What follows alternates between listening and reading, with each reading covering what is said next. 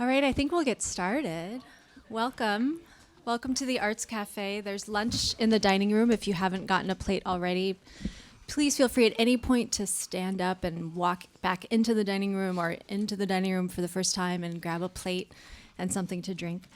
I'm Julia Block. I'm director of the creative writing program here at Penn. I'm really thrilled to welcome Sophie Lewis to the Arts Cafe at Writers House, and also grateful for co-sponsorship of this program by the Gender and Sexuality Reading Group. Hi, Dixon. Did you want to join us at the table? Sure, why not? Okay.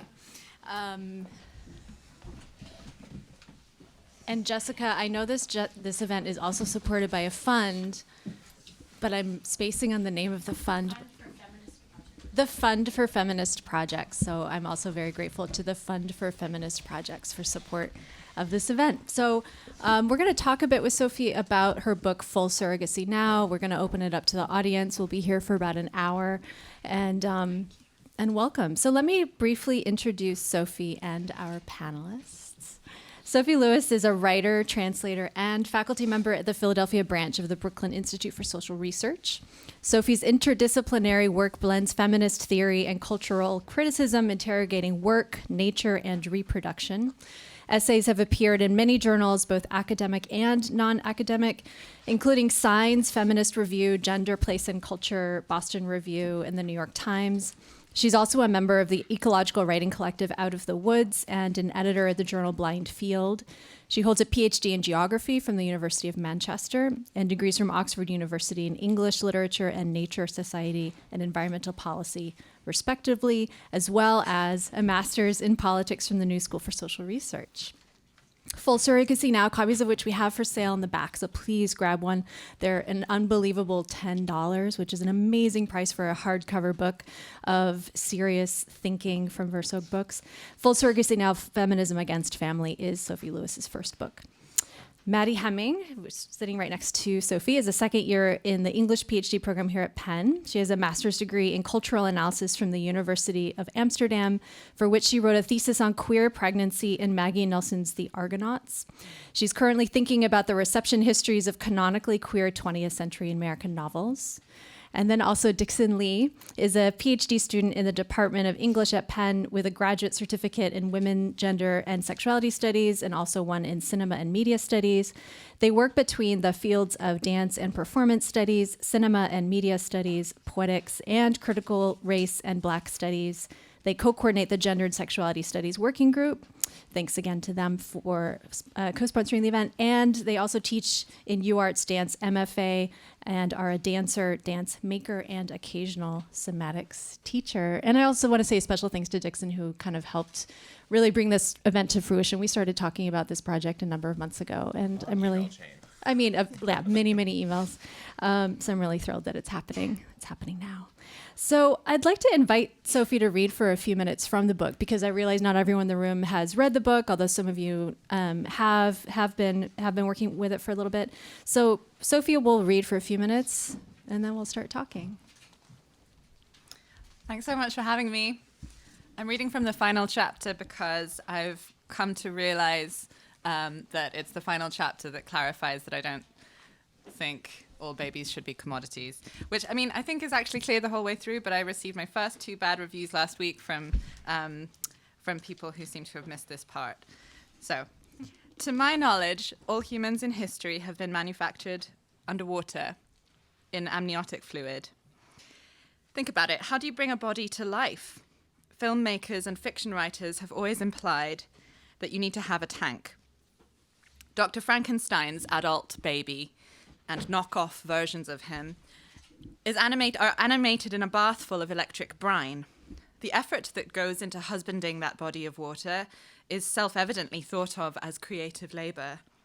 Pregnancy, though, is much less commonly thought of as a magical Frankensteinian tank. Amniotic fluid is initially a mix of water and electrolytes, and later sugar, scraps of vagrant DNA, fats, proteins, piss, and shit. As preborns, our embryonic mouths, noses, and lungs are filled with this liquor.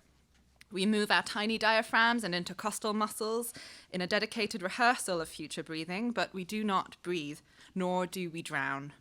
It is said that some escapologists and deep water divers will try to slow their heart rates by remembering this time before fear, this state of non-antagonism toward water, to calm themselves enough to perform their tasks. A live birth took place at Standing Rock. It was reportedly an event in which dozens of midwives participated. "Our first home is water," said some of these midwives, patiently repeating this message to reporters and broadcasters who crowded around. "Water is our first medicine." It is under the banner of water protection, of course, that 2016's epochal mobilization of indigenous people in the United States and supporters took place, a blockade of the Dakota Access Pipeline. If there were just one slogan for the mass revolt, it would be that Lakota phrase, "Ni Wishoni, water is life."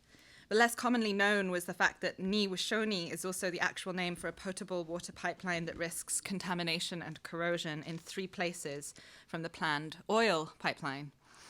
As well as representing an ideology, Ni Wishoni is thus a literal pre-existing infrastructure, serving several parts of nearby indigenous reservations, ecology and technics. Water protectors vindicate the need and desire for water provisioning technology over the interests of swifter fossil fuel transport. Theirs is, I feel tempted to say, a cyborg concept of water. Water as social and pre-social, water as companion technology, water as both medium and message. The cyborg hydrofeminist Astrida Neymanis paraphrases it like this, quote, "If we are all watery, then we all harbor the potential of watery gestationality. Because, quote, gestationality need not take the form of a human reprosexual womb. We may be gestational as lover, as neighbor, as accidental stranger," unquote. Or perhaps as comrades, in my earnest term. In fact, it is the contention of Neymanis's book, Bodies of Water, that not only may we be gestational, we must. Quote, "We learn gestationality from water," writes Neymanis, "but we urgently need to learn better. The question is, how might we, in partial dissolution of our own sovereign subjectivity, also become gestational for this gestational milieu? One possible answer, by supporting water protectors, a spirit of eco-revolutionary hydrofeminism or full surrogacy animates the live rebellion against crude oil routes, threatening the integrity of lakes like Lake Wahe and rivers like the Missouri. Water typically abandons a pregnancy and drains away, heralding the beginning of pregnancy's end because of a signal from fetal body chemistry, which at the same time forces the liquor out of the fetus's lungs in preparation for their meeting the unwet world. In a C-section, it is a scalpel that releases the water. In each scenario, exit from liquor, amni, the Latin term for amniotic fluid, and the death by stretching of the oxygen providing umbilical cord trigger an irreversible and rather bittersweet development, the replacement of water by air in certain core pipelines of our anatomies. Yet even as we become land-dwelling animals, for whom drowning is an ever-present danger, humans remain overwhelmingly water. Underwater is the only word we have in English to refer to what is really a state of being in water, water in water. I'll just stop there. Okay. What really strikes me about that passage is it's literally the end of the book. It's actually kind of a short chapter. Yeah. And when I was looking through the book again this morning, I thought I would look at the conclusion. I realized Amniotechnics is the last bit, and it's not quite a conclusion, although it literally concludes the book in that it ends it. So I'm curious to hear, were you surprised to arrive at Amniotechnics as the end of the book? Because in some ways it feels like this manifesto for full surrogacy, which you lay out in the previous parts of the book, culminates in this specifically ecological manifesto. You're invoking Standing Rock, you're invoking Frankenstein and monstrosity, and you're asking a lot of the same questions that you asked earlier in the book about who holds the scalpel and into whose hands does the baby land and what happens to this water. But did it surprise you that you ended on water? Or did you kind of know all along you were headed that way? No, I had no idea. I actually wrote this essay by mistake. I mean, that sounds very sort of precious. I think so. I wrote Amniotechnics in the New Inquiry, and I've reworked it for the book. But I had sort of discovered by trying to write full surrogacy now that I had you asked a question in an email to me about the sort of polymaternal kind of structuring of the writing. I certainly didn't realize, and I was very grateful to be told that there's a dialectical kind of movement where I'm going after commercial surrogacy, but also anti-surrogacy, and that sort of movement continues through the book. But then, in order to come to some kind of ending, the only thing that suddenly felt possible was to turn around and realize that simultaneously I'd been writing this strange, dreamy, speculative articulation of watery gestationality, and that actually that's probably the only way I know how to put into words the horizon of post-work care that this is all supposed to tend towards, because it doesn't. It's a utopian text. I don't think, and this is why I think there's been. Well, I'm honoured that I've had 2 bad reviews now last week, but the misunderstanding there is that there's no policy solution to the problem of pregnancy as I've tried to articulate it. Darn. So you couldn't end this book with a sort of prescription of 12-point plan. Yeah, redistributive justice. I make things more and more complicated for myself. By chapter 6, I've sort of tried to dig into the deeply troubling reality that labor does you back with Maggie Nelson. So I suppose I've exploded my brain by the end of it. So I don't know. I've just got this kind of articulation of how we're all gestating one another. But it's the most difficult chapter for me to talk about as well. So I've never done an event where I tried to talk about amniotechnics. I'm a little bit nervous, to be honest. So you can help me out now. Maddie, would you be willing to reiterate the question that you asked over email? I would just say, first off, I wrote down one of my favorite sentences from the book today, and I think it really speaks to how the book does absolutely not suggest that you think all babies should be commodities. This is on page 76. It's not us choosing to be economist about gestation, it's capitalism. And I just found that to be a really helpful sentence for kind of reiterating like sex work debates as well, and how you're making this allegory between what it means to theorize surrogacy as work, not because you're wanting to reduce it to this, but because capitalism is. Yeah. So I just wanted to. Yeah, I mean, paradoxically, that's the pragmatist thing to. I mean, I've just said I'm utopian, but I feel like the problem with the surrogacy abolitionists or the sex work abolitionists, these kind of truncated and, in my opinion, bad abolitionisms, is that they're being unrealistic and utopian in the bad sense by seeming to believe that it makes sense to be against something that in the abstract when it exists already. Am I against commercial surrogacy? Fine, sure, but it happens. We're doing it. It's here. Yeah, and how to attend responsibly to those lives.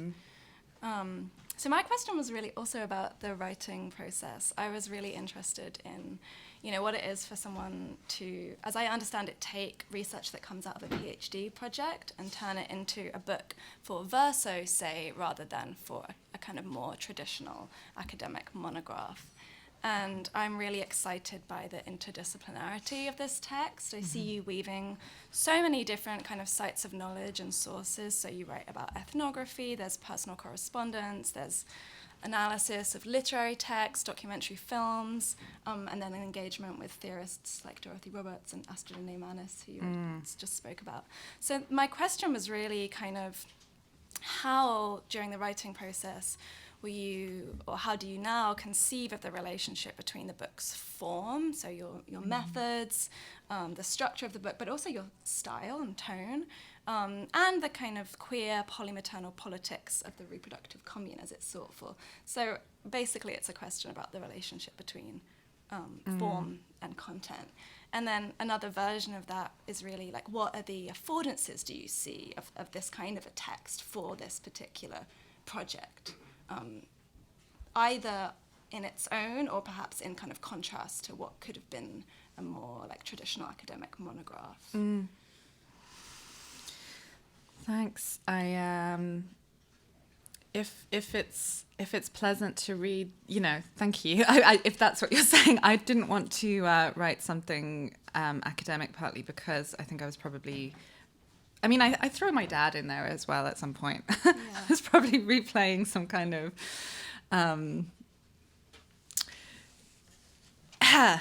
Why am I embarking on this? I think my PhD supervisors and I had a bit of a breakup. The word for divorcing your parents is emancipation. I don't believe in the future of academia, and I think a certain kind of exhilaration, or perhaps tinged with nihilism as well.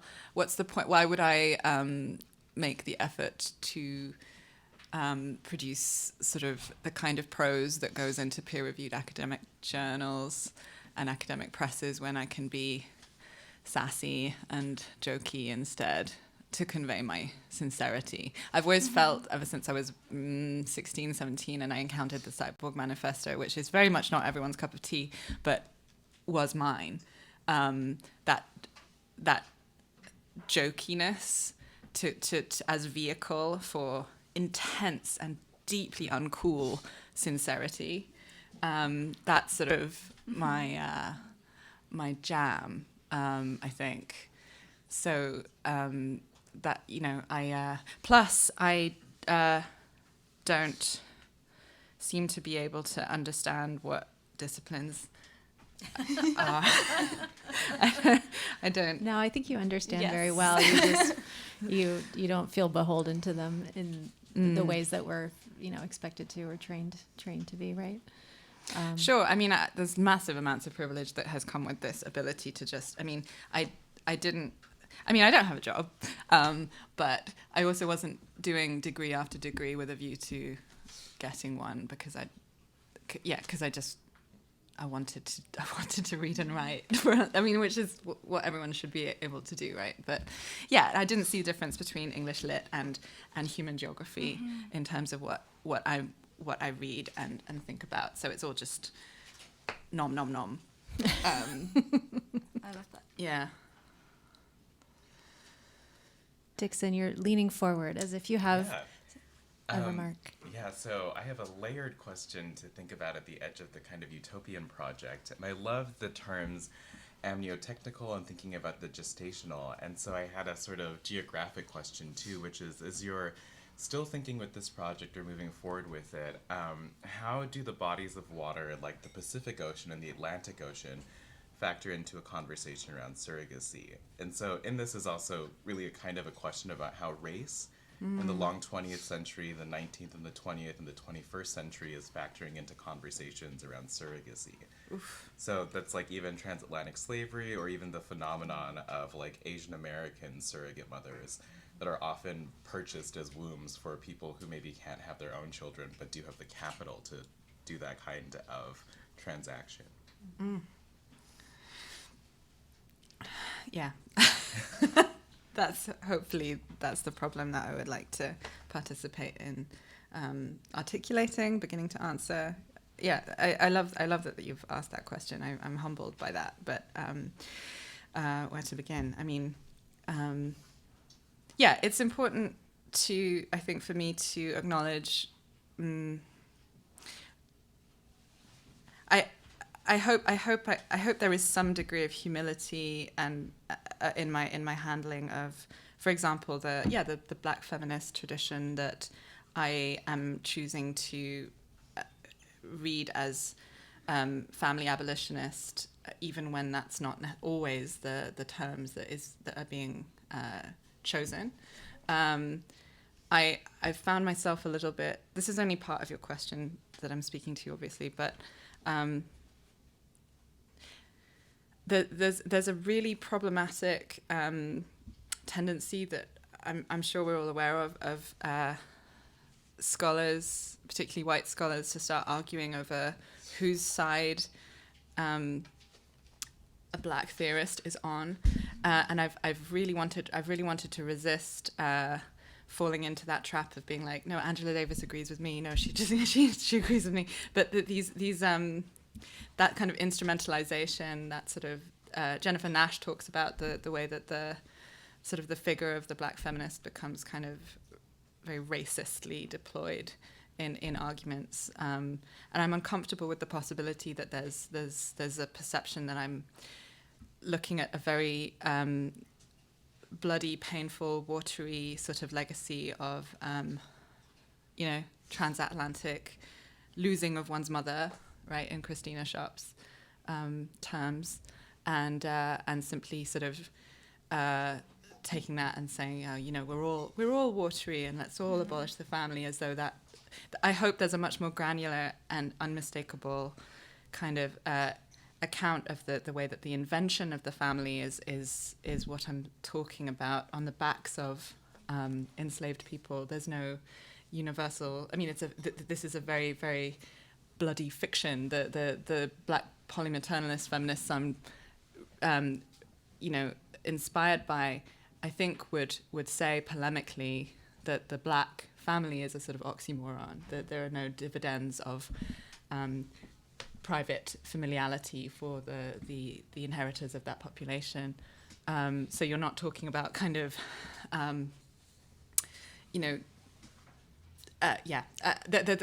trying to sort of do a reasonably good job here at expressing my commitment to a certain form of universalist particularism. Like I am a communist of some stripe, small c, but I recognize the epistemic violence that is involved in kind of articulating any kind of or naming any kind of goal for humanity as a whole, right? Particularly, and Deborah was asking me questions about the risk of a certain kind of family abolitionist project, riding roughshod, I think, over indigenous sovereignties.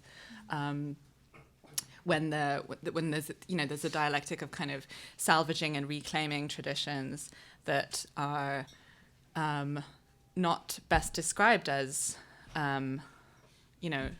repronormative, for example. When you set out to do a queer theory project against repronormativity, obviously that the risk is you're not attending sufficiently to the geographies of counter-kinning that aren't counter to anything that were there first, and which becomes sort of subservient to your aims as you try and benefit your people in a way, because it would benefit white people to abolish the nuclear family. It is not doing us good. It is killing us, and I need to be in conversation with more and more people about how to sort of navigate these pitfalls. Have I interpreted your question more or less? Yeah, I mean, it was such a heavy question in so many parts that I was just interested in hearing how these kinds of really eloquent negotiations and difficult negotiations are factoring into your thinking and your writing practice. Yeah. Is there a way in which what you just said about queerness, it could be an answer to, we've had an email chain going and Maddie had a question specifically about the role of queerness in queer theory in the book. And how, Maddie, maybe you can help me recast your question, but you had this really great question about the limitations of queer studies for thinking about reproductive justice. And so there's this way in which you're leveraging methodologies and wanting to be attentive to their limits, and as you say, take the granular view, but also working with these disciplines. And so this is like a disciplinary question as much as it is a question about, I guess, the ethics of the researcher or the writer. But maybe you could say a little bit more about the role of queer theory in the book. Yeah. I think in my writing collective, Out of the Woods, we've been inspired by Lee Edelman and disavowed and discarded his no future stuff in generative ways. I'm sure there are queer theorists in the room, and I'm not sure I think I'm I want and purposively kind of pigheadedly take queerness to, as meaning abolishing work, queer liberation was about abolishing the family. There's certainly a sort of sense I've had that being part of a small cluster of people in 2019 talking about abolish the family has sort of caused a bit of a, people haven't heard of this. And I was a little naive. I thought that there was a bit more of a memory on the left, that this used to be very well known, very sort of common. That I think the nuclear family was naively my impression of what the project of queer attack is about, So to put it in the bluntest terms, maybe would it be accurate to say that when you started the book or was about to publish the book, you thought we can take as axiomatic that the abolishment of the family is a good and noble goal. My side of inquiry specifically is surrogacy, but somehow some of the pushback you've gotten has, as you say, suddenly revealed that no one remembers that abolishing the family is actually a very old goal. I mean, I think, and also, being a polymorphously perverse, curious kind of individual fascinated by pregnancy and fascinated by how kind of queer pregnancy is. I think there's a line in the Argonauts about how amazing it is that something as kind of monstrous and muscular and sprouting and you open the book with just how deadly pregnancy is. In its very basic way. And also, you want to have an alien inside you? How kinky is that? I love it. I mean, the xenophilic desire, and somehow that's been successfly packaged by culture as the sort of epitome of sort of normative, heteropatriarchal feminine productivity.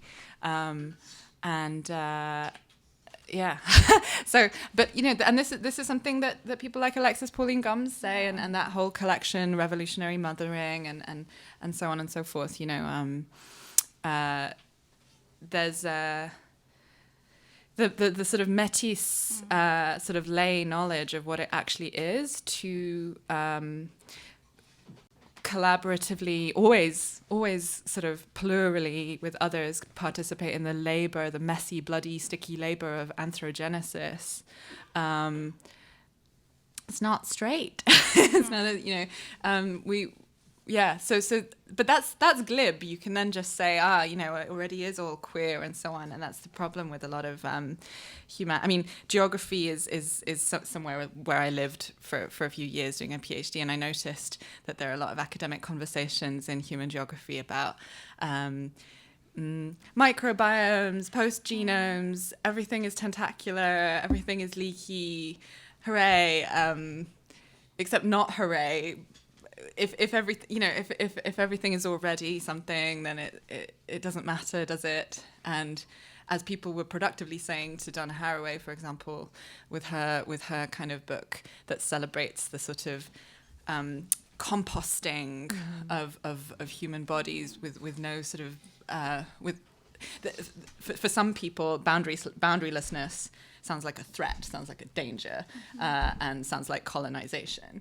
Again, like just returning to that, that problem of violent epistemic kind of universalization that can go on in these ways. But I do still think that there's something inspiring and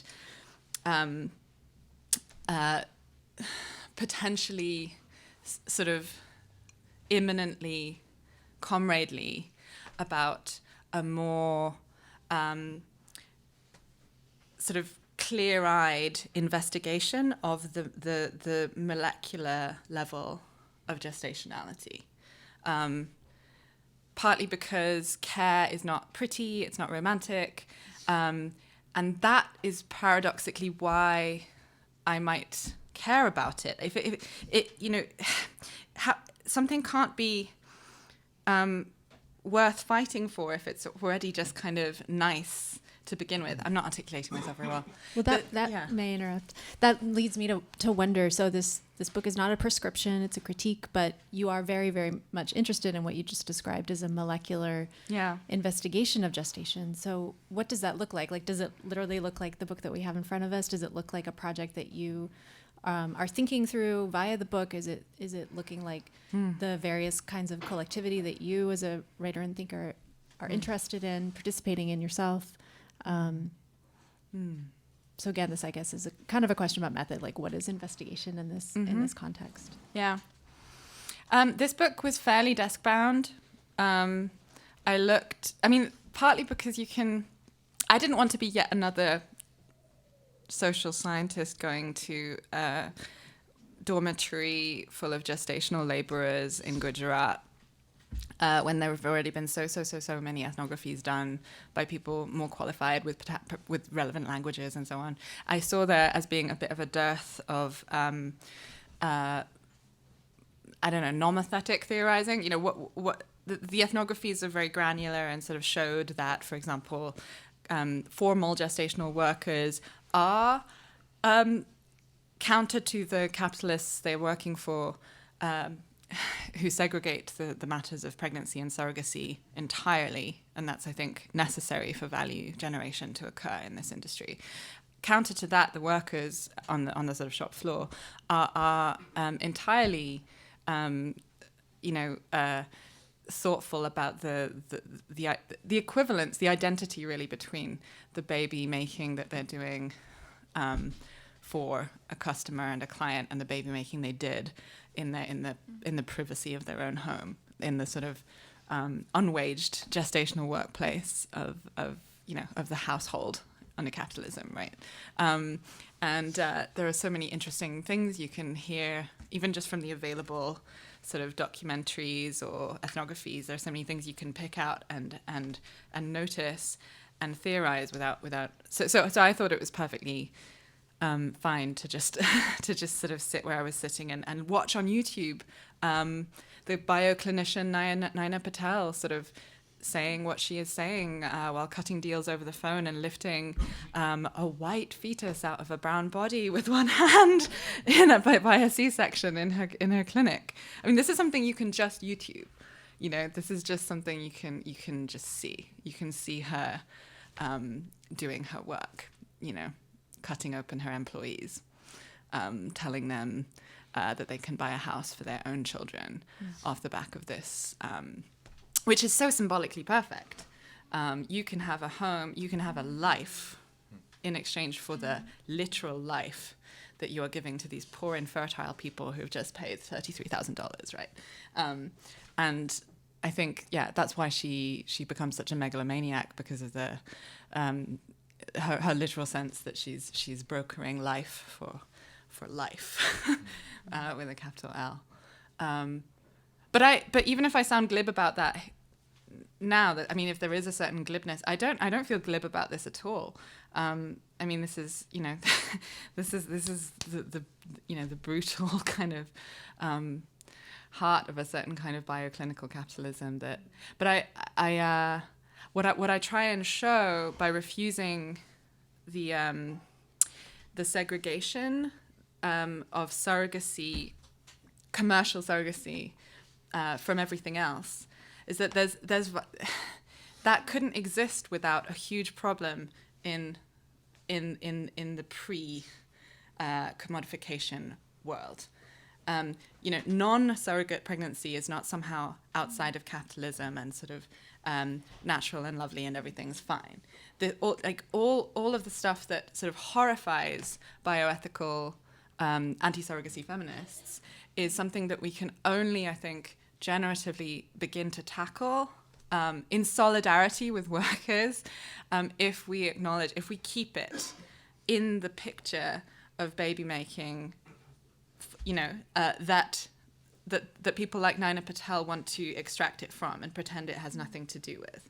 So, the family is the problem. That's what commercial surrogacy reproduces.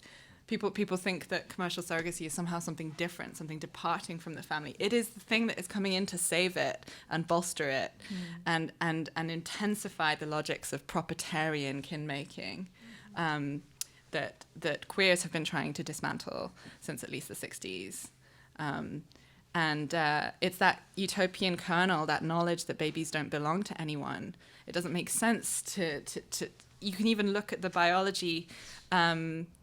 That's the question you initially asked me, and kind of see that, like Haraway says, the idea that children replicate their progenitors at the level of DNA is a huge overstatement, sort of incorrect.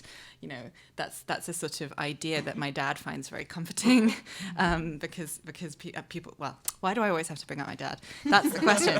But certain individuals find it very necessary, and because of terror of death, that to imagine that there's nothing. There's like their essence gets scrambled and will not persist, after their death. But unfortunately, that's just how it is. But at the same time, I'm leaking into you right now, and there's no sort of there's a sort of continuation of ourselves that will occur. Okay, right. I should shut up now. In a moment, I want to turn it to the audience. I think we have a portable mic that will circulate in a moment. But before I do that, I want to give Dixon and Maddie a chance to weigh in here with a new thought or a new question or something that might be on your mind. And that gives the audience a chance to formulate questions that you will ask in a few moments. So maybe not a question, but just to comment on the last part that you said, it makes me realize that one of the kind of key term or key ideas that you're flipping around is thinking of surrogacy less as the question of property kinship and bequeathment. So how does a child then, through a child, how do I regenerate myself or push myself forward in the world? And it feels like you're shifting almost to a conversation about responsibility, which is another part of child rearing that the surrogacy conversation maybe isn't paying as much attention to immediately, but it's sort of about less that pregnancy is about how I give something out, and it's more about how kin raising or kin rearing is about a responsibility through which you can figure ethical relationships to the world in general. Yeah, bang on. Yeah. What questions do we have in the audience? Yes, we have a mic ready for you, Bob. I'm trying to get my mind around what you're arguing. And so what I would like to propose is let me tell you what I think you're saying, and then you correct me when I get it wrong. The critique of the nuclear family has a fairly long history, going back, say, to the women's movement in the 1960s and probably even earlier. And it seems to me that one of the problems has always been to sort of conceptualize what would replace it as a social institution, and that the hippie communes and so forth one attempt to sort of create an alternative to the nuclear family, fairly unsuccessfully, I would say. And it seems to me that what you're working on now is sort of much more medically, that taking the sort of advances of medicine and biology as a way of exploding the possibilities of the nuclear family through surrogacy and so forth. I just wonder if that is also not going to ultimately be so productive, that you're sort of overvaluing what the medical advances seem to be offering And I guess that's my sort of current attitude towards the sort of arguments that you're making. I don't believe in surrogacy. I don't believe the medical advances are doing anything. Their story is a story. The word surrogacy in my book is an impossible concept.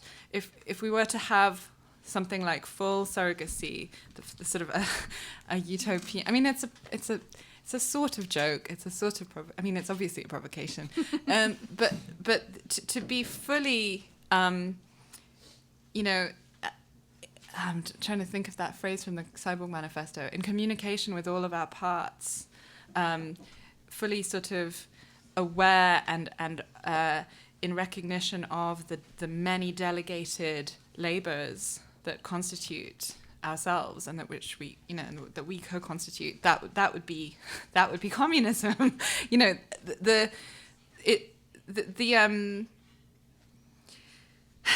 The idea that mummy daddy makes baby is a story, and the surrogacy story is another story. They're both wrong.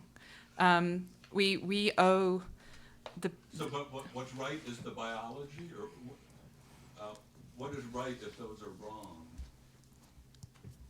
Comradeliness. How can one be comradely to a baby, for example? How do you speak to children about family abolition?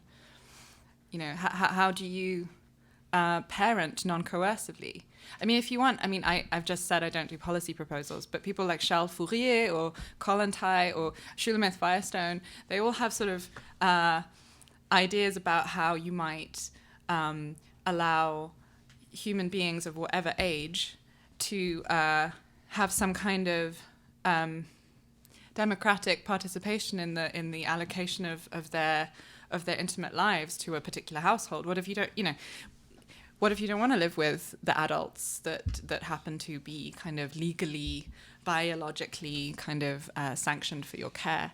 Schulemeth-Firestone is deeply interested in the question of how you would organize the world such that you're not trapped in that organized, atomized system of scarcity. The nuclear household. I think this question points to a common misinterpretation of your title, which is it is a manifesto, right? But it's a critique of surrogacy. So maybe you could say a little bit more about the full in the full surrogacy now. Is the full the commune? Like, is the full right? Because it's about dismantling work as much as it's about dismantling family. Yeah, I suppose another thing is that we haven't gone into this. Yeah, exactly. The the bread. The meat and potatoes of a conversation about commercial surrogacy is what Silvia Federici calls the new international division of labor. The fact that racialized, usually women from the global south, come in and whether they're at a distance, sort of this outsourcing model where surrogates, in this literal sense, surrogacy trademark is my earnest way of referring to this to differentiate it from what I mean. But it's another wing of the outsourcing neocolonial kind of model where women come in to clean homes in the global north, for example. This is quite easy for me, and not just me, to connect to the analysis of the image of the white family as a natural unit that people like Angela Davis were pointing out has never been real. There have always been surrogates reproducing that from the outside. Kathy Weeks has this nice image about how the surrogate is sort of the figure who has been excised from the family photo. But there is no photo without that excision. It cannot exist. That's why I'm at risk of falling into really stupid arguments with social democrats who are upset with my suggestion, as they see it, that Angela Davis would. I mean, she's still alive. She spoke at Penn just now. I don't want to be there asking her, like, are you on my side or what? But, excuse me. But as I take it, when she said, and many others, Anita Allen, Black legal scholars, was saying this thing that a certain kind of feminist, for instance, FINRAGE, the Feminist International Network of Research and Resistance Against Genetic Engineering. Anyway, this kind of network of a certain kind of feminisms that have always, in my research, been indistinguishable from anti-prostitution, anti-trans, bioconservative sort of carcerality. Those feminists were saying, oh my God, surrogacy, a new slavery, and people like Angela Davis, in my reading, which is the correct reading, is they were saying this is nothing new. They weren't saying, and that means that it's special. We agree it's specially bad. Something can be a legacy of slavery and still not be something that you isolate in order to campaign against it as the exception. That is a deeply anti-utopian thing to do. To say, hey guys, surrogacy is sort of nothing new. This is how the nuclear family has been generated on the since the plantation, is not in my opinion to say, and therefore let's just try and stop this latest excess of capitalism and put it back in the box and return to the deeply broken and immiserating logic of sort of private kinship. Do we have another question in the audience? Jess? Thanks. Hi. I have like a simple but also probably huge question, and that is what does it mean for you to undertake utopian work? And I asked that question because I was so struck by this sense of a utopian project is identifying a problem for which there is no policy solution. And then with the turn to queer theory, I was struck again by this sense of your annoyance, and I share this annoyance with the it was always already queer argument. Mm-hmm. And so in asking this question, I guess to specify it a bit, I'm wondering if the part of the utopianism of your work is an avoidance of the it was always already queer and more of an embrace of it's not yet queer enough. Mm-hmm. So I just love to hear you talk more about the utopianism of your work as you see it. Yeah. Thanks. I love the way you put that. I basically just agree with what you said. I mean, yeah. Next question. Yeah. No, yeah. Well, okay, I'll just break it. The xenofeminists,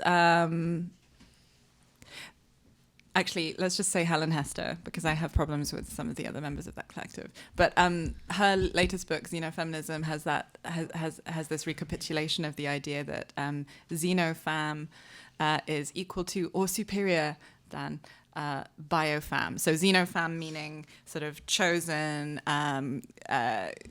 created, mutual relationality of care, and biofam standing for the sort of the given, the inherited, the immovable, the unchangeable. And I like that insistence on sort of equal to or greater than. I mean, there's nothing saying that your biological kin shouldn't be the people you love and care for more than anything, or whatever, the best, or in a comradely way. If you're lucky, I mean, and a lot of parents are amazing, aren't they? A lot of parents actually understand that another human doesn't belong to you, doesn't prop you up, isn't your crutch, isn't your fetish, isn't your copy. That's a lay wisdom that exists in the world, thank God. That your kid is not your kid, and that you owe them a duty of sort of comradeliness and freedom. Yeah. I think we have time for one more question before we break for the afternoon. In the front here, if you don't mind waiting for the mic. It helps us capture it for the recording. I think I feel the children are the wait a minute, let me get myself together. I think the children are the state's children. And I think of, you talked about communism with a small c, and I understand Putin did not have much respect for the Russian Orthodox priests who were allowed to marry.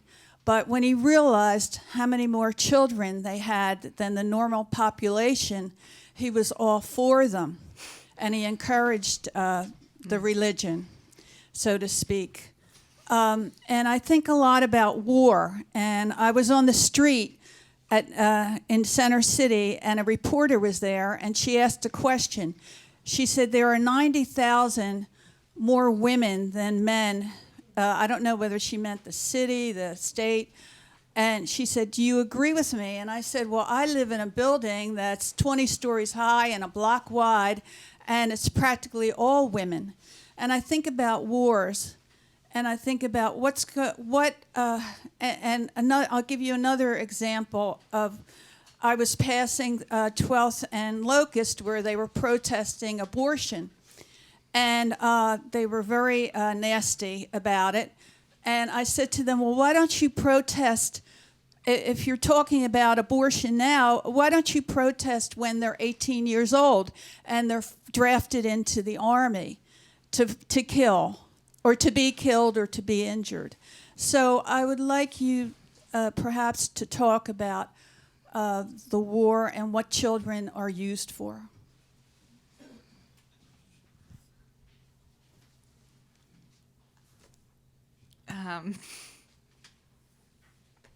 I think all I have to say, unfortunately, in response to what you've just said is,